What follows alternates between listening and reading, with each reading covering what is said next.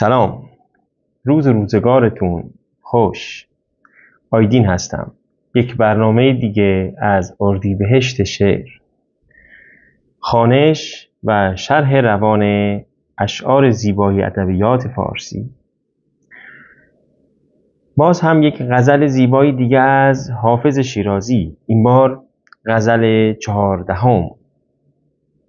امیدوارم که مورد توجه شما قرار بگیره.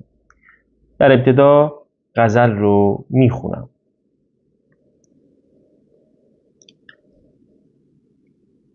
گفتم ای سلطان خوبان، رحم کن بر این غریب. گفت در دنبال دل، ره گم کند مسکین غریب. گفتمش مگذر زمانی، گفت معذورم بدار. خانه پروردی چه تاب آرد، غم چندین غریب. خفته بر سنجاب شاهی نازنینی را، چه غم گر ز خار و خاره سازد، بستر و بالین غریب.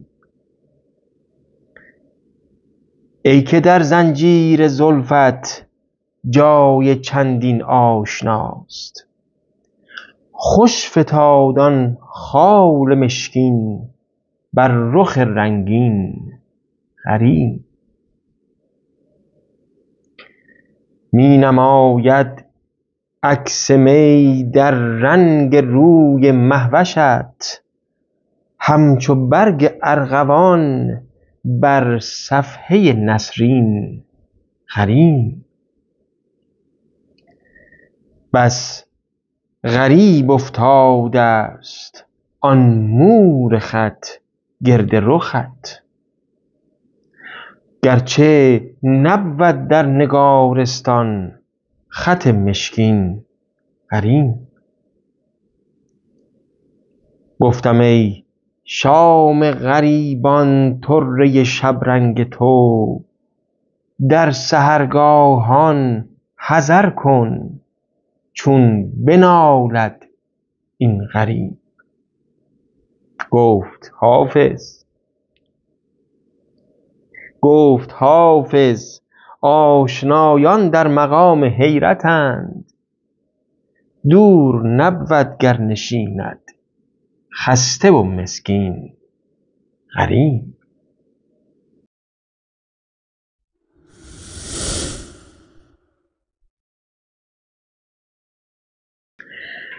خب عزیزان من، غزلی بسیار زیبا و عاشقانه. در این غزل همونجور که شنیدید کلمه غریب به عنوان ردیف استفاده شده. شاید به عقیده برخی حافظ پژوها حافظ در شهر دیگری بوده و این غزل رو سروده، ولی به نظر اکثر حافظ پژوهان اینگونه نیست و فقط غربتی که در این غزل وجود داره و حافظ ازش دم میزنه، غربتی هست که به یک عاشق عارض شده به خاطر اینکه معشوقش توجهی بهش نمیکنه. این بی توجهی معشوق به این عاشق مثل نوعی غربت هست، مثل اینه که در شهر خودت هم غریب افتاده ای. از این که بگذریم، این غزل عاشقانه، این غزل 14 دیوان حافظ، یک گونه شعری از نظر محتوا هست. به این گونه محتوایی میگن مناظره. گفتم، گفتم، گفتی، گفتم، این گونه، یعنی یک جمله، یک مصرع، یک بیت از سمت اون سراینده که معمولاً جای عاشق هست گفته میشه و بعد یک جمله، یک مصرع، یک بیت از زبان معشوق که حالا ممکنه ممدوح باشه، ممکنه یک معشوق ساقی باشه، شاهد باشه، یا اصلا شعر عرفانی باشه.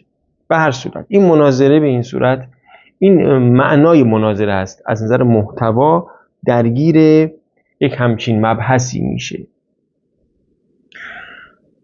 البته در ادبیات فارسی قبل از اسلام هم، در ادبیات قبل از اسلام این فن مناظره وجود داشته. نمیتونیم بگیم که این نوع شعری بعد از اسلام در ادبیات فارسی ایجاد شده. منتها اون کسی که بعد از اسلام اولین بار در اشعار خودش این فن رو اجرا کرد اسدی طوسی بود در قرن پنجم، که 5 تا قصیده داره به فن مناظره گفته شده. بنابراین مبتکر این قضیه بعد از اسلام اسدی طوسی هست. این قضیه ادامه داره، شعرای بسیاری استفاده کردند. در غزل حافظ غزل مناظره به اوج میرسه، مثل خیلی از شاخصهای شعری که حافظ اون رو به اوج رسونده. اما بعد از حافظ هم مناظره ادامه داره. ما در شعرهای معاصرمون شاعر موفقی در فن مناظره داریم به نام پروین اعتصامی که انشالله یک روز به شعر پروین هم خواهیم پرداخت. با این توضیح در مورد مناظره میریم و شرح میکنیم این غزل.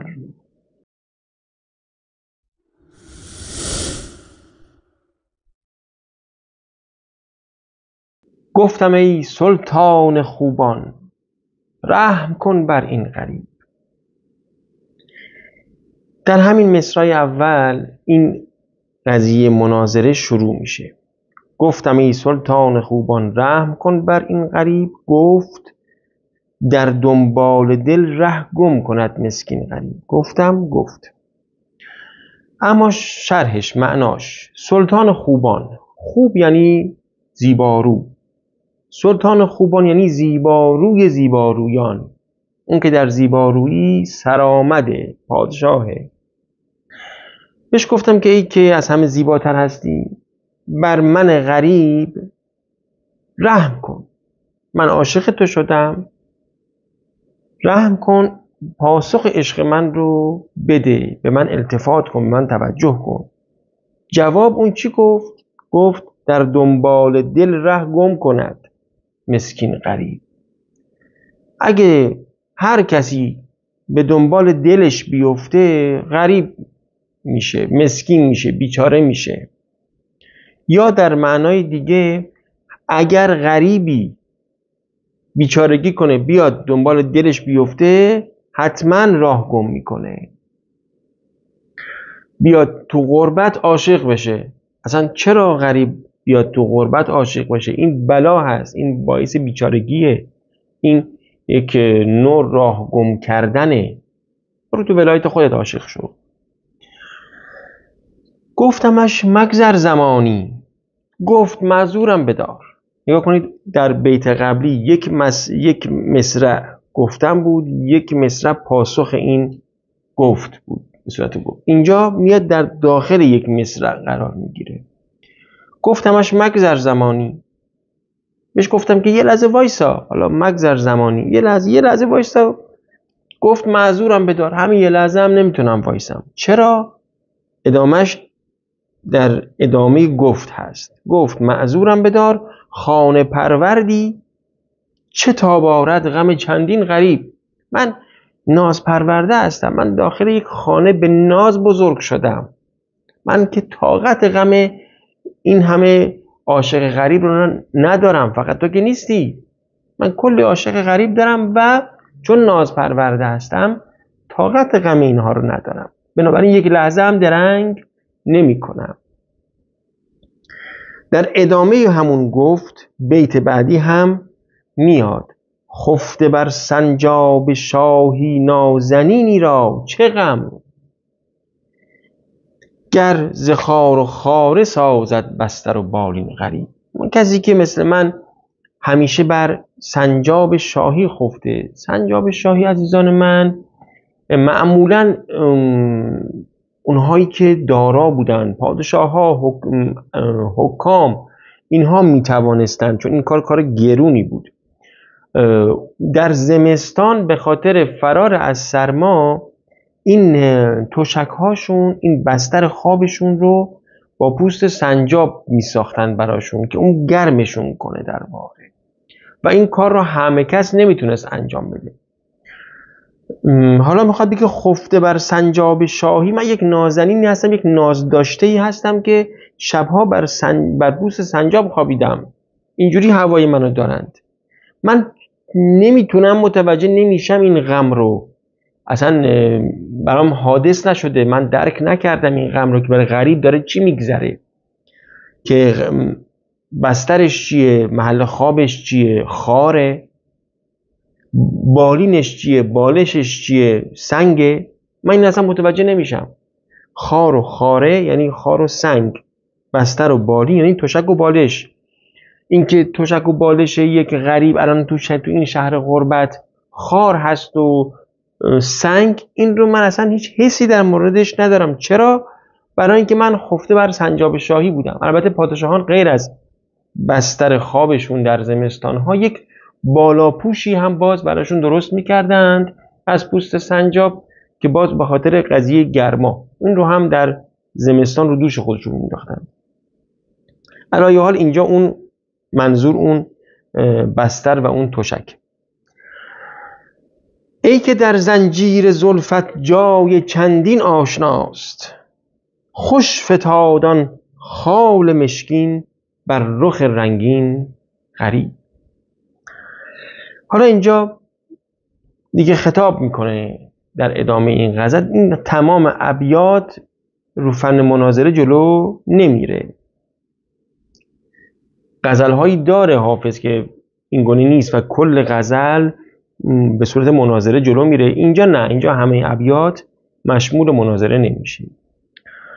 ای که در زنجیر زلفت جای چندین آشناست، یعنی اینقدر زلف تو، گیسوان تو زیبا هست و شباهت به زنجیر داره، این زیبایی زلفه که مثل زنجیر باشه، بسیار عاشقان گرفتار هستند، اسیر هستند، زنجیر شدند به این زلف تو، منتها اونا آشنا هستند. یعنی چی؟ یعنی مثل من غریب نیستند، اونا مال همین ولایتند، مال همین شهرند، یا آشنا به معنای دیگه، به معنای این که از من غریب به تو نزدیکترند، در مسیر عشق به تو نزدیکترند، به کوی معشوق راه پیدا کردند، حالا یک بار چند بار، اونها رو پذیرفته ای، به این خاطر شاید آشنا، یا نه به خاطر اینکه مال همین شهر هستند. علی حال ای که در زنجیر زلفت جای چندین آشناست، ما میبینم خیلی عاشق داری و اونها آشناتر از من هستند. خوش فتادان خال مشکین بر رخ رنگین غریب. میگه که انقدر که این زلف سیاه تو زیبا هست و بسیار کسان رو در همینجا عاشق و گرفتار کرده، باعث میشه این زلف زیبا، این زلف سیاه زیبا، باعث میشه اون خال سیاه زیبایی که بر صورت رنگین تو نقش بسته غریب بیفته در زیبایی. اونم خیلی زیباست، ولی اون زلف سیاه، اون زلف زیبا نمیذاره که این خال سیاه و زیبا خودشو نشون بده. این در مقایسه با اون زلف غریب افتاده. خوش فتادان خال مشکین بر رخ رنگین غریب. می نماید عکس می در رنگ روی مهوشت، همچو برگ ارغوان بر صفحه نسرین غریب. این یعنی غریب می نماید فعل اون و این غریبی که آخر اومده، غریب می نماید عکس می در رنگ روی مهوشت، مثل برگ ارغوان بر صفحه نسرین. مثاله، این شاهد اون قضیه هست. در واقع چی میگه؟ میگه خیلی عجیبه، خیلی غریبه اون چیزی که دارم میبینم، انگار که این گونه های سرخ تو شاید از مستی شراب باشه یا نه عکسش بازتاب شراب بر روی صورت تو هست، یعنی در جام شراب در دست تو هست، تصویر این شراب سرخ بازتاب نور این شراب سرخ افتاده رو گونه‌هات، یا اینکه نه شراب نوشیدی و این گونه‌هات سرخ شده و این سرخی در جایگاه این صورت مثل ماهت، مهوش یعنی مثل ماه. این خیلی عجیبه. میدونی اینقدر عجیبه مثل این میمونه که روی گل نسرین که سفید رنگه چند تا برگ گل ارغوان گذاشته باشی که ارغوانی رنگ، سرخ رنگه. این خیلی عجیبه دیگه که گل ارغوان رو بگذاری رو گل نسرین. اتفاق در طبیعت همین گونه نمیفته. به همین خاطر این هم مثل اون عجیبه. می نماید عکس می در رنگ روی مهوشت، همچو برگ ارغوان بر صفحه نسرین غریب. دیگه داره در این ابیات داره فقط زیبایی های معشوقش رو توصیف میکنه. اصلا این غزل عاشقانه است. این غزل سروده شده برای همین توصیفات عاشقانه. بس غریب افتاده است آن مور خط گرد رخت، گرچه نبود در نگارستان خط مشکین غریب. در معنای این بیت زیباتره که مصرع دوم رو اول معنا کنیم. میگه با اینکه گرچه نبود، با اینکه در نگارستان، در اون مجموعه هنری که همه خلقت‌های هنری درش جمع شده، حالا اینجا منظور صورت معشوقه، میگه صورت تو بسیار هنرمندانه خلق شده، مثل یک نگارستانه. و با اینکه در این نگارستان اصلا، یعنی در یک مجموعه هنری هم که شما تشریف میبرید نگاه میکنید، هم انواع هنرها هست، نقاشی هست، خطاطی هم هست. یک خط سیاهی هم یکی نوشته، به هنرمندانه نوشته و این اصلا عجیب نیست که در این نگارستان این خط سیاه هم در بین این همه تصاویر نقاشی شده و رنگارنگ وجود داشته باشه. این اصلا عجیب نیست. گرچه نبود در نگارستان خط مشکین غریب، با اینکه چیز عجیبی نیست، بس غریب افتاده است آن مور خط گرد رخت. مور خط در واقع عزیزان من اون مویی هست که حالا برای معشوقی که، برای دلبری که مؤنثه، منظور این موی بناگوشه که در مقایسه با زلف بلند و سیاه مثل مورچه سیاه کوچکی میمونه، مور خط. یا در شاهد که مذکره میتواند این ریش تازه درآمده باشه که گرد رخه. در هر دو صورت معنا میده. میگه حالا اینقدر که این زلفت سیاه و زیبا هست، اینقدر که صورتت رنگارنگ و قشنگ هست و همش هنرمندانه هست، این باعث شده که این زیبایی توش غریب بیفته و این عجیبه. نباید اینجوری باشه. در یک مجموعه هنری همه خلقت‌های هنرمندانه در جای خودش زیباست، ولی اینکه این غریب افتاده کسی بهش توجه نمیکنه، این عجیب. گفتم ای شام غریبان طره شبرنگ تو، در سحرگاهان حذر کن چون بنالد این غریب. به معشوق دوباره گفتم، از این دقیقه کنید، دوباره رفت تو مناظره، ولی این گفتش تو بیت بعد، یعنی یک بیت گفتمه، یک بیت گفتم ای شام غریبان طره شبرنگ تو. طره مویی هست که رو پیشانی میریزه، از بس سیاهه، از بس قشنگه، این رو به شام غریبان، مثل شام، مثل اون شب تار امثال من آدم غریب. گفتم ای شام غریبان طره شبرنگ تو. این موهای روی پیشانیت، موهای سیاه روی پیشانیت به رنگ شبهای تار منه و امثال من که عاشق تو هستن و اینجا غریبند. در سحرگاهان حذر کن، بر حذر باش، دارم تو رو بیم میدم احتیاط کن. چرا؟ برای اینکه سحری داره این شام، یک سحری داره.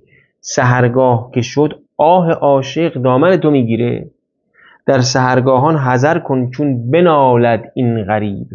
من اگه بنالم، اگه آهی بکشم، سوز اون آه دامنگیر تو میشه. پس بر حذر باش، احتیاط کن. به همین خاطر با عاشقانت مهربانتر باش. جواب معشوق چیه؟ گفت حافظ آشنایان در مقام حیرتند. گفت ای بابا حافظ، ای بنده خدا، چی داری میگی؟ اونهایی که آشنا هستند، اونهایی که مال همین شهرند، اونهایی که به بارگاه من راهی دارند، هنوز در عشق من سرگردانند. یعنی چی؟ یعنی اینها از نظر زمانی خیلی بیشتر از تو به من عشق ورزی کردند. اگر قرار بوده باشه که آهی وجود داشته باشه، دامنگیری وجود داشته باشه، من تا حالا باید دامنگیر آه اونا می شدم و نشدم. گفت حافظ آشنایان در مقام حیرتند. دور نبود گر نشیند خسته و مسکین غریب. اصلا عجیب نیست که تویی که غریب هستی خسته و بیچاره گوشه‌ای فقط نظاره کنی و هیچی بهت نرسه. خب عزیزان من، امیدوارم مثل خودم که از خوانش غزل‌های حافظ هر بار لذت میبرم، لذت برده باشید از این غزل. انشالله که اینطوره. اگه اینطور هست این کانال رو سابسکرایب بفرمایید، این برنامه رو لایک بفرمایید، اون زنگوله رو هم بزنید تا در برنامه‌های آتی با خبر بشید و من رو و این کانال رو همراهی بفرمایید. آرزوی سلامتی و شادابی دارم براتون. روز و روزگارتون خوش.